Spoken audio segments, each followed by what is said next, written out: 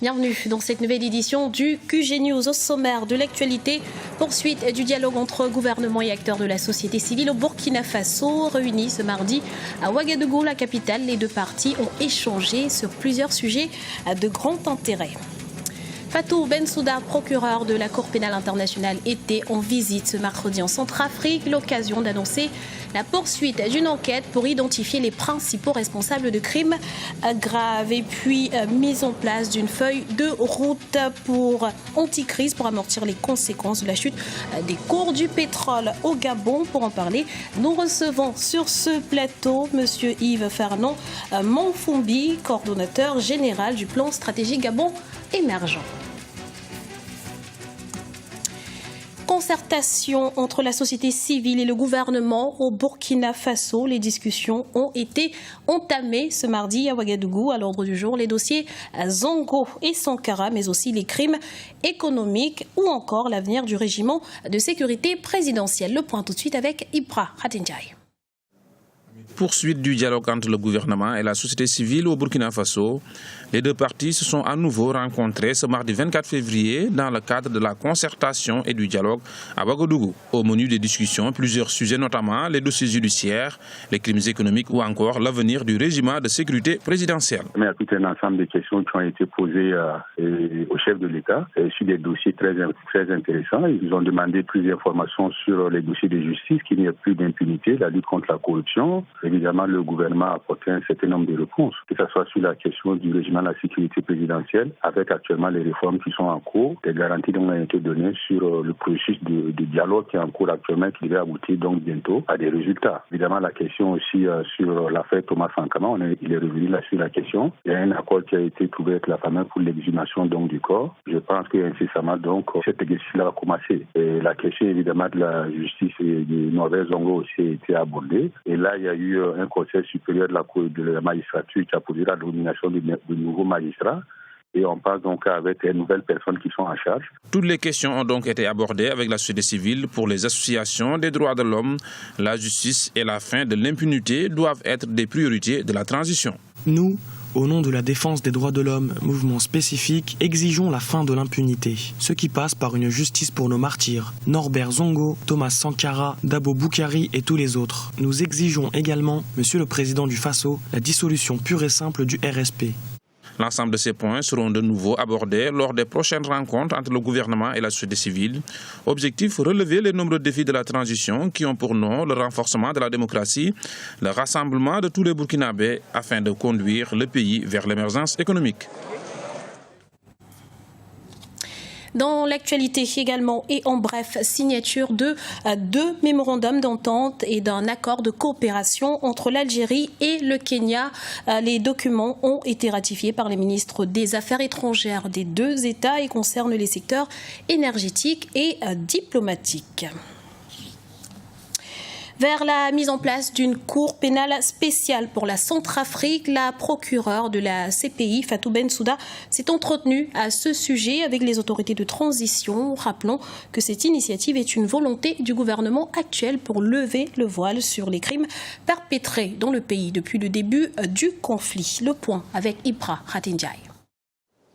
La mise en place de la future Cour pénale spéciale sur la Centrafrique sur de bons rails. La procureure de la Cour pénale internationale, la Gambienne Fatou Bensouda, était ce mercredi 25 février à Bangui en République centrafricaine. Objectif, entamer des discussions avec les autorités de la transition de la création de cette Cour dont le travail devrait être complémentaire de celui de la CPI. La visite de Fatou Bensouda, la procureure de la Cour pénale internationale à Bangui, se justifie de deux manières. Elle a été instruite justement des faits, des crimes qui avaient été commis et elle enquête là-dessus. De l'autre côté, effectivement, les associations, la société civile, l'association des droits de l'homme centrafricaine et le gouvernement de transition, effectivement, ont choisi cette option de la création d'une cour pénale spéciale pour juger des crimes commis en janvier à partir de 2012 en Centrafrique. et ont voulu associer justement la Cour pénale internationale pour son expertise. Pour de nombreux spécialistes, la question de la justice et de la lutte contre l'impunité sont des conditions sine qua non pour la paix en République centrafricaine et même au-delà. En effet, en Centrafrique, mais par-delà même la Centrafrique, la question de l'impunité plombe beaucoup la vue publique. Donc la création d'une cour pénale qui pourrait justement régler la question de l'impunité pourrait éventuellement amener les hommes politiques ou les aspirants à la politique à un peu de vertu démocratique, à un peu de vertu juridique. Et je pense que pour lutter contre l'impunité, rien de mieux que la création de cette cour pénale spéciale. Comme ça, les hommes politiques ne seraient plus tentés justement par les passages en force et par les violations des droits de l'homme. Rappelons que le Conseil des ministres centrafricains avait émis le 5 février dernier la volonté de créer cette cour de justice qui sera composée de magistrats centrafricains et étrangers. Le CNT, le Parlement de la transition, examinera ce projet lors de sa prochaine session au début du mois de mars. La rente pétrolière représente 60% des revenus de l'État et près de 80% des recettes d'exportation. Au Gabon, le pays subit donc de plein fouet les conséquences de la chute vertigineuse des cours de l'or noir. Pour en parler, nous recevons sur ce plateau Monsieur Fernand Mafumbi, coordonnateur général du plan stratégique Gabon émergent. Bienvenue sur Africa 24 et merci d'avoir accepté notre invitation. Merci. Monsieur Mafumbi, quelles sont les mesures phares prises par les autorités gabonaises pour faire face à la chute des cours du pétrole? Merci. Répondre à cette question revient à se poser une autre question, c'est celle de savoir comment poursuivre la mise en œuvre du plan stratégique Gabon émergent avec, n'est-ce pas, le choc pétrolier enregistré par le pays, à savoir le Gabon. Donc le gouvernement s'est saisi de ce dossier sur les instructions, les plus hautes instructions du président de la République au sortir, n'est-ce pas, d'un séminaire gouvernemental. Et parmi les mesures phares, c'est la mise en place, n'est-ce pas, d'un fonds de stabilisation du pétrole.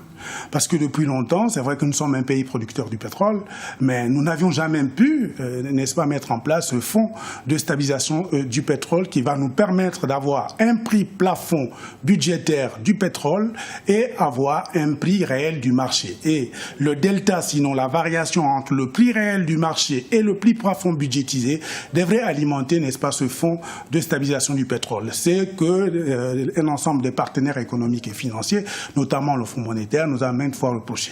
L'autre action forte, c'est optimiser les recettes hors pétrole. Parce que depuis la mise en place du plan stratégique Gabon émergent, ce que nous devions retenir, c'est qu'il y a eu progressivement une baisse considérable, n'est-ce pas, de la participation du pétrole dans l'ensemble, n'est-ce pas, de ressources aujourd'hui, grâce à un processus de diversification de sources de croissance.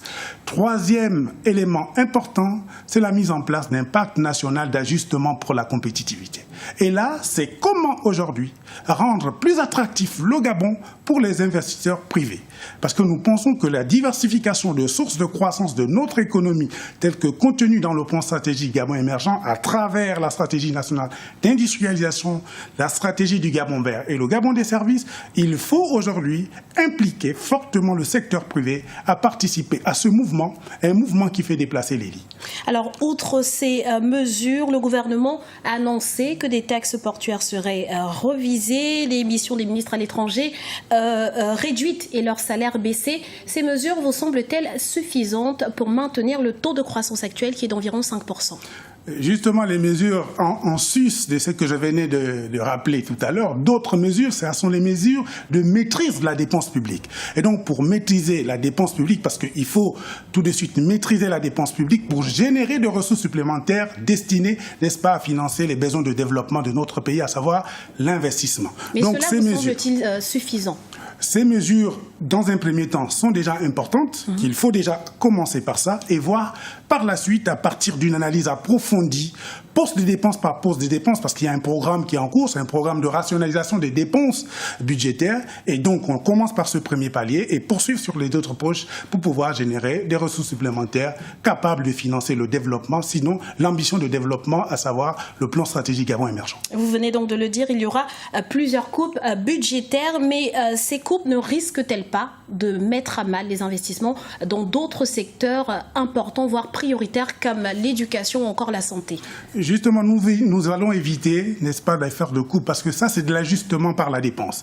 Et comme nous ne pensons pas faire l'ajustement par la dépense, nous pensons que le gouvernement a pris des mesures fortes, parce que c'est l'occasion de porter un ensemble de réformes structurelles pour davantage aller vers une économie diversifiée, mais une économie résiliente. En ce sens que c'est la réponse à ces questions, c'est la mise en place de ce pacte national d'ajustement pour la compétitivité où un ensemble d'actions, des mesures doivent être prononcées.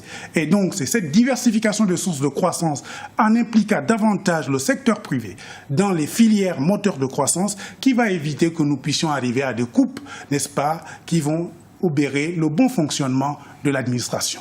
Au vu donc de la mauvaise conjoncture liée à la chute des cours du pétrole, la diversification de l'économie apparaît comme une nécessité. Des mesures concrètes ont-elles été prises dans ce sens au Gabon ?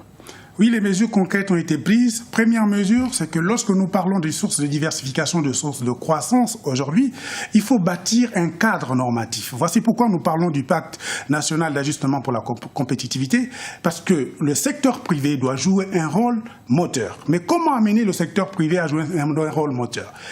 Des mesures telles que la mise en place d'une cellule de partenariat public-privé doit être mise en place. Améliorer l'environnement des affaires pour que cela soit davantage plus attractif et intéresser le secteur privé dans les filières moteurs de croissance. C'est le cas aujourd'hui avec le lancement du projet Graines qui va nécessairement en matière, n'est-ce pas, d'agro-industrie sur le palmier à huile qui va susciter demain, donc à moyen terme, un investissement important, mais aussi favoriser la valorisation, n'est-ce pas, de notre palmier à huile à travers la transformation. Merci, Monsieur Yves Fernand Manfoubi, d'avoir répondu à nos questions. Merci. Je rappelle que vous êtes coordonnateur général du plan stratégique Gabon émergent. C'était le journal de la rédaction. Nous vous remercions pour votre fidélité. Retrouvez dans un instant une nouvelle édition de l'information sur Africa 24.